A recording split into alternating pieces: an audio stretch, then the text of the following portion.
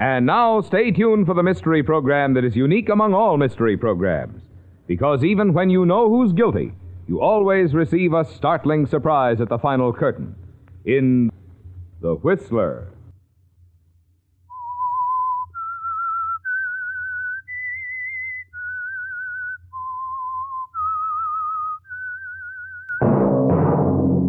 Invite you to sit back and enjoy another strange story by The Whistler.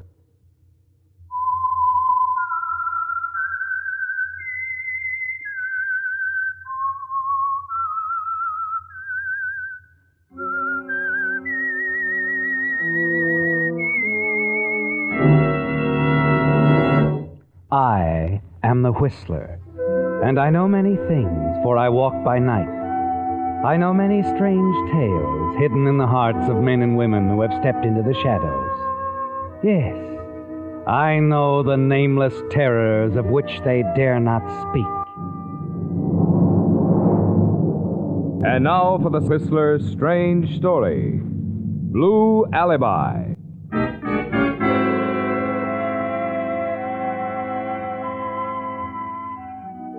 John Sheridan knew exactly what to expect as he brought his car to a stop in front of his New England beach home. For the brightly lighted house, the cars parked carelessly along the driveway meant just one thing. His wife, Edith, had again invited a group of her friends over to spend the evening. As John entered the house, the music, the gay laughter, the hum of idle chatter suddenly became more than he could bear. Unobserved, or so he thought it, he slipped into the hall, hurried to the den, and shut the door. But his escape was only momentary. Almost immediately, the door opened again. Hello, Edith. John, why do you insist on being deliberately offensive to our guests? They're your guests, not mine. I didn't invite them. But I did because of you. That again. Yes, that again. You may be satisfied with your salary as city treasurer and chairman of the Board of Public Works, but... We get along. I'm satisfied. But I'm not. These people are important politically. They could help you, John. You could be governor in a few years. Edith. Right now, keeping up my work is more important than making new political contacts. I have a lot of construction contract bids to go over. I'd planned to work on them here tonight and have them ready by morning, but now, well, your noisy friends make it impossible. Where are you going? Down to the guest cottage where I can work in peace and quiet.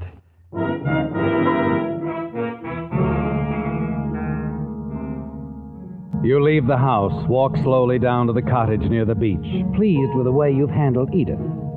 You lied about the work you have to do, didn't you, John? That was just an excuse to get away from the house without arousing her suspicions. Sometime later, a light tap at the cottage door tells you that your expected visitor has arrived. Hello, Frank. Come on in. Party going on up at your place? Yeah, some of Edith's friends. Any chance of them dropping in on us? No. Well, I still don't see why we couldn't have met at my place like always. It's too risky. No, if we're smart, Frank, we'll arrange to meet at a different place each time from now on. Yeah, maybe you're right. Well, this is a nice little spot you've got here, Sheridan. Oh, just a guest house. Edith's idea. Oh, what's this stuff? Your wife is sculptress? No. Well, that's some of my work. Oh, just a hobby. Been fooling around with clay modeling since I was a kid. Oh? Sit down, Frank. Get you a drink? No, thanks. Don't have time. You have the money? Yep. There you are. You're cut for the library building job. $5,000. Good. Now, how about that bridge contract? The final bids will be in Friday. I'll go over them all before the board meets. You can tip your contractor off. Mm-hmm. Who is it this time? Greenwood. Al Greenwood. Okay, the job's his. I'll get the usual cut. As soon as the contract's signed. Good. That'll be in a couple of weeks.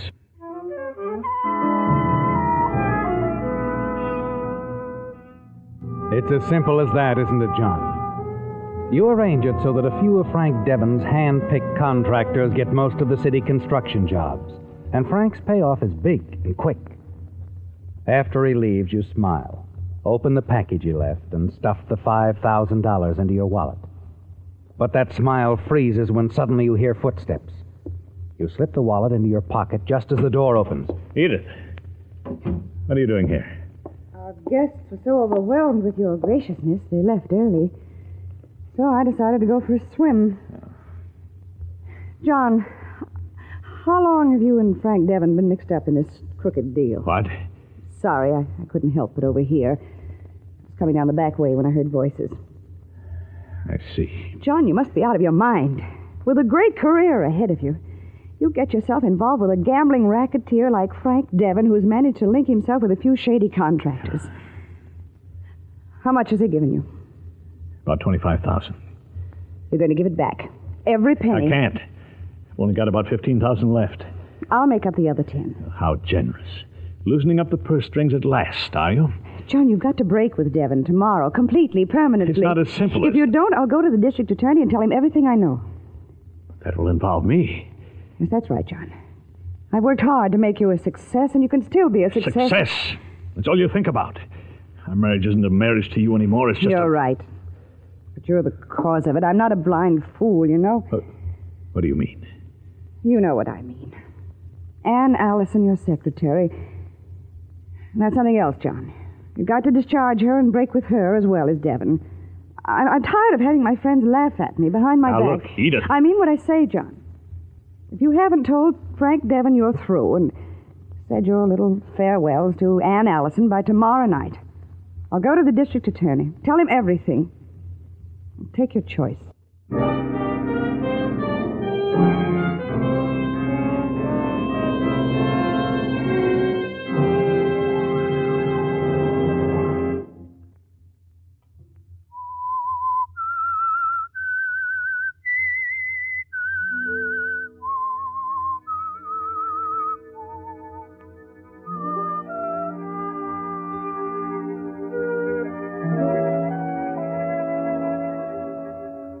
You haven't much choice, have you, John? You're certain your wife Edith meant it when she said she'd expose your illegal adventures with a racketeering and politically powerful Frank Devon, unless you broke off with him immediately.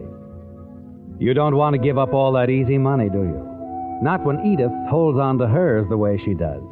But she's too strong for you, and you certainly don't want to go to jail, do you? If you can just persuade Devon to play it Edith's way for a while, give you some time to kill her suspicions, you'll resume your profitable associations with him later.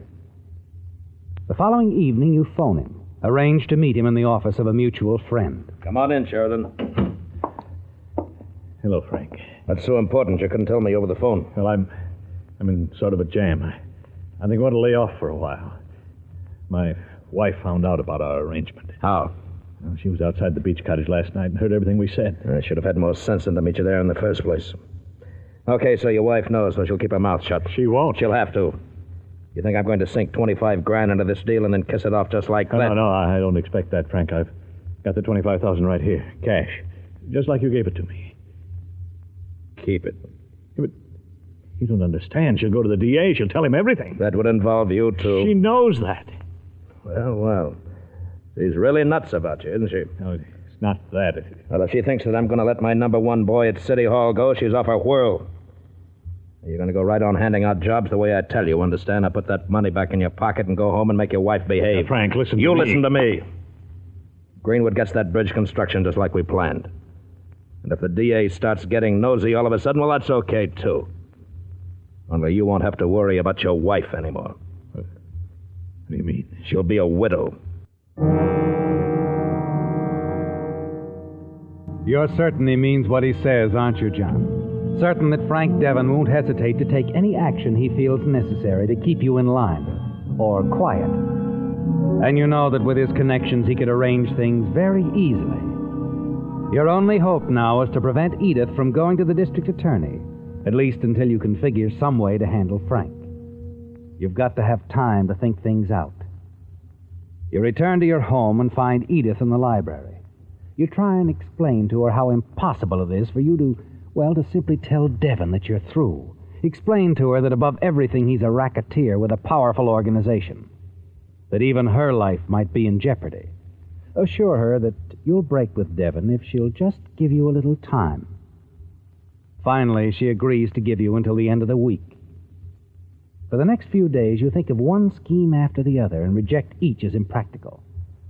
Then one afternoon, Edith drops unexpectedly into your office. Her first words fall on your ears like a bombshell. Hello, John. I thought you'd be glad to know I've taken care of your break with Frank Devon. You what? I sent him back all the money he's given you by a special messenger this morning, with a note explaining exactly what will happen to him if he doesn't let you alone. It'll convince him, John. I'm sure.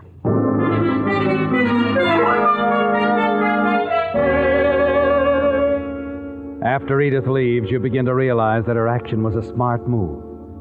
Her note to Devon places him on a spot as tight as your own. But you're still quite nervous and spend the remainder of the day in your office, waiting for some word from Devon, but nothing comes. Finally, as night settles over the city, you hurry out of the office to the parking lot, slide into your car. As you do, your hands suddenly freeze on the wheel. Pressing at the back of your head is the cold, unmistakable feel of an automatic. Don't turn around, pal. Who are you? What do you want? Name's Nick. Mr. Devon told me I should have a little talk with you. Devon? That's right. First of all, that $25,000 your wife sent to him this morning, he told me to deposit it in your bank to your credit.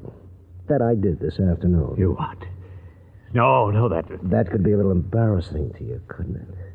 Now, about that letter, your wife's note says that you wrote the DA. The one that's going to be sent to him if anything happens to you. Telling him all about you and Mr. Devon's deals. Well, I'm not bluffing about that. I've written it. Old gag. Won't work, chum. If anything happens to me... Look, all I gotta do is press this trigger. No! And it's all over. Just like that. You know where Mr. Devons is right now? 200 miles away. With a perfect alibi. So how's the DA gonna pin anything on Mr. Devon, huh? Well, he'll still know the details of the contract racket. And Mr. Devon ain't got a thing to do with that racket. Only you and the contractors. Mr. Devon was pretty smart to handle it that way right from the start. And speaking of contracts, about that bridge job coming up. So, what about it? Is Al Greenwood going to get that bridge contract?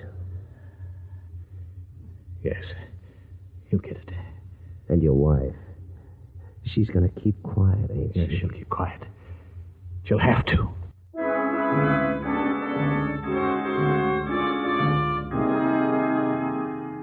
A half hour later, you arrive at your house, still somewhat shaken from your encounter with Devon's triggerman in the parking lot. You can't break off with Devon, can you? You're certain of that now. And the more you think about it, the more bitter you become toward Edith. You really don't want to sever your connections with Devon anyway, do you? Not with all that easy money rolling in. Another year or two with him, and you won't need a political career. Edith, are you home? Good evening, Mr. Sheridan. Oh, hello, Katie. Is Mrs. Sheridan about? She's gone for a swim, sir. Oh, I see. All right, thanks. Mr. Sheridan, I know it's not any of my business, sir. What is it, Katie? Well, it's about Mrs. Sheridan, sir. Going swimming like that every evening, and alone, too. There's never a soul along the beach that time of night. I don't think it's safe. Well, I never thought much about it. She's really quite a good swimmer. Been plenty of good swimmers drowned, you know. Cramps and all. And that undertow, I hear it's pretty bad. Well, I'll speak to her about it. It's thoughtful of you to mention it, Katie. Thank you. Thank you very much.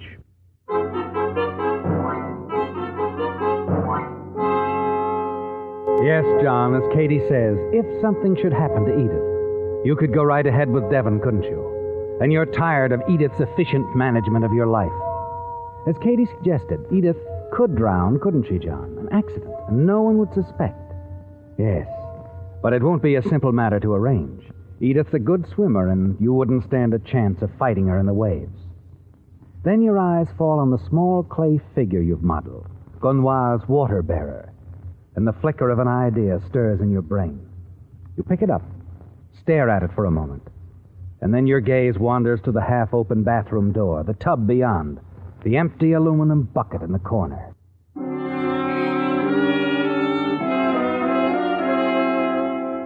The bucket, John. Yes.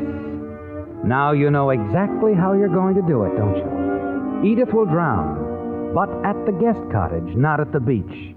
And even the autopsy will help put you in the clear. You're home late tonight, John. Oh, Edith. Yes, I had some work to do at the office. How was the water? Cold. Any word from Devon today? No, not a word. Good. Then it's over, isn't it, John? Yes, Edith. I guess it's all over. It isn't really over, is it, John? Not quite. But it will be tomorrow night. You'll have to have an alibi, too. Not an elaborate one, not perfect, the kind that causes suspicion. Yes, a simple alibi, John. One to make your actions and explanations seem perfectly natural. As you replace the small clay figure on your desk, it suddenly occurs to you. The alibi to account for every moment of your time. Your old hobby, clay modeling.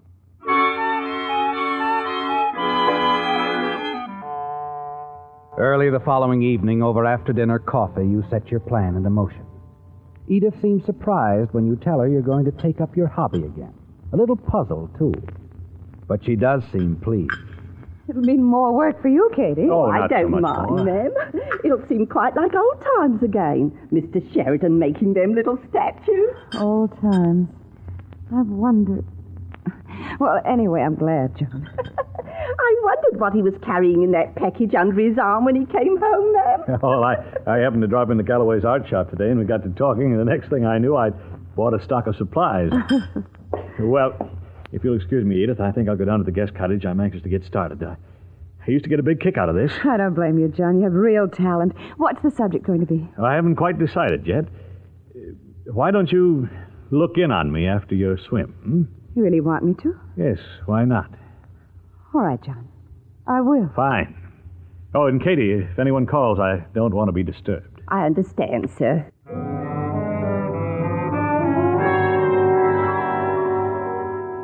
Once at the cottage, you spend several minutes making certain that everything you need is at hand. And now, the most important step of all. You smile as you cross to the workbench, pick up a soft, blue-tinted clay, and begin to shape your alibi. A clever touch, this, isn't it, John? And you're amused, quite pleased with yourself, as your fingers dig into the clay.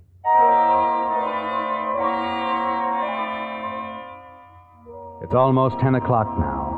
Edith will be returning from the beach soon. Your fingers move swiftly, expertly, molding the small figure of a bird on the stand before you. You must have it all finished tonight, John. Your alibi. Occasionally you look out the window, down the path to the beach. And finally you see Edith emerge from the water. Now, John. Now is the time to call Katie up at the house. Make certain she's kept busy there during the next 15 minutes. All the time you need. 15 important minutes. You dial the main house. Yes, Mr. Sheridan? Katie, yeah, I'm famished. How about fixing me some coffee and sandwiches, huh? Yes, Mr. Sheridan. There's some cold chicken. Oh, that'll be fine. Hello, John. Well, Edith, enjoy your swim? Even more than usual, I think. Good.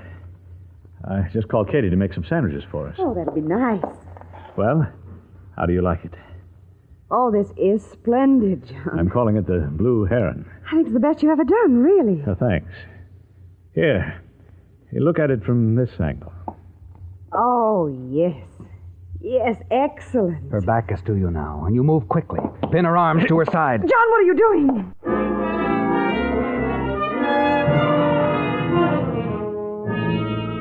It's over in a matter of minutes, isn't it, John? You carry Edith's body across the deserted beach to the end of the pier and drop her into the sea. Then you hurry up the path to the cottage. As you reach the crest of the hill, you see Katie step out of the main house and start down the path. You leap into the brush, make your way quickly through the shadows to the cottage and step inside. When Katie arrives, you're standing at the work table, your fingers moving over the Blue Heron. Ah, there you are, Katie. Isn't Mrs. Sheridan back from her swim yet? Oh, isn't she at the house? No, sir. Well, perhaps she's on her way up now. Did you notice anyone? Just this minute came down, sir. Didn't see a soul on the path. Oh. Well, don't worry. She'll be along. Yes, sir. Oh, my, you have been working. What sort of a bird is that, sir? Heron. You like it? It is pretty, sir. Real pretty. Thank you. About Mrs. Sheridan, sir, it kind of worries me. Oh, you're very considerate, Katie, but don't worry. You go on back to the house. I'll be up later. Yes, sir. Good night.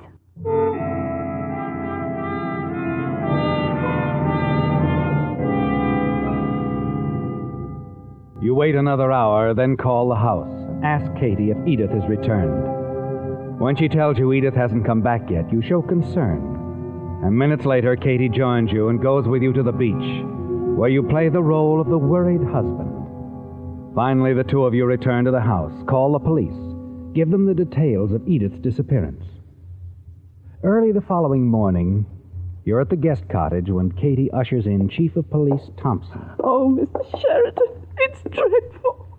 Harry, you found her. Yes, about an hour ago. The tide carried her body about a half a mile down the beach. I'm sorry, John. Edith. Drowned? No, I can't believe it. That is hard to believe. She must have been seized with cramps, unless perhaps her heart... No, her heart was fine. Well, if anything was wrong, the autopsy will show it. I'll phone you the results. Yes, I'd appreciate it, Harry. I won't keep you any longer now, John. I know this has been hard on you. Thanks. Thanks, Harry. You've been very kind.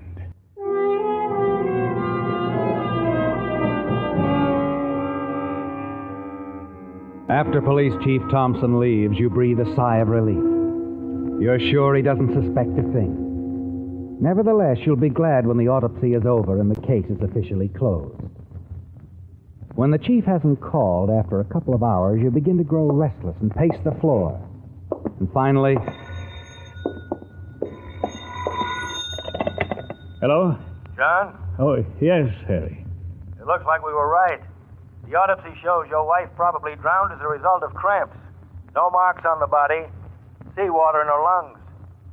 Sorry, John. If there's anything I can do... No, thanks, Harry. You've been more than considerate. Oh, I'll be all right now. Perfectly all right.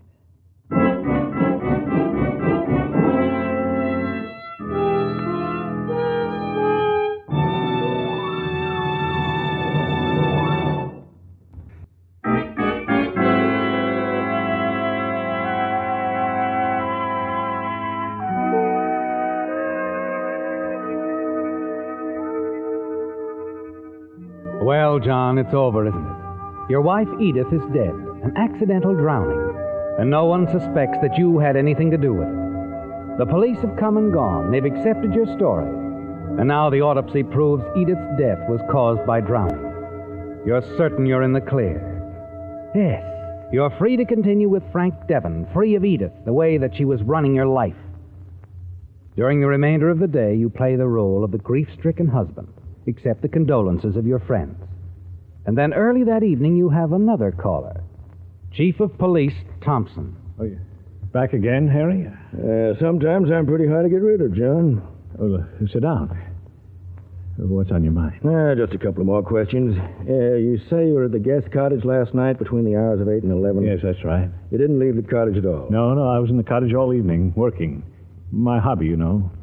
Well, you saw. Yeah, I saw it. The Blue Heron, I think you called it. John, you didn't happen to take a bath at the guest cottage last night, did you? A bath? Oh, I know. Well, I'm afraid that cinches it. You drowned your wife in that cottage, Sheridan. That's absurd. What reason would I have? Plenty of reason. Your lawyer gave us a letter you'd written to the DA exposing your activities with Frank Devon. Your wife gave it to him and told him to turn it over to us if anything happened to either of you. Devon's being picked up right now. Sure. I wrote that letter. Devon was threatening us, but that doesn't prove I killed Edith. You said yourself the autopsy showed seawater in both lungs. David, that autopsy showed us a lot of things. Your wife was drowned in seawater, all right, but she wasn't drowned in the sea. Now, wait a minute, Harry. You're not making sense. Oh, yes, I am. You were pretty smart to fill that bathtub at your guest cottage with seawater before you drowned your wife in it, Sheridan. You almost fooled us. I don't know what you're talking about. You forgot about the microscopic analysis, Sheridan. You see, that seawater in your wife's lungs also contained hundreds of particles of clay. So does the bathtub. Blue modeling clay.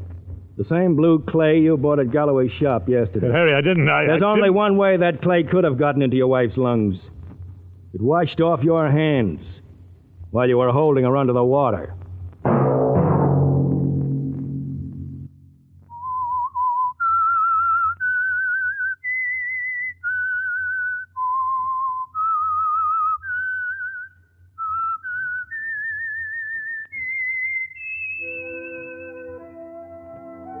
Let that whistle be your signal each Sunday for the Whistler.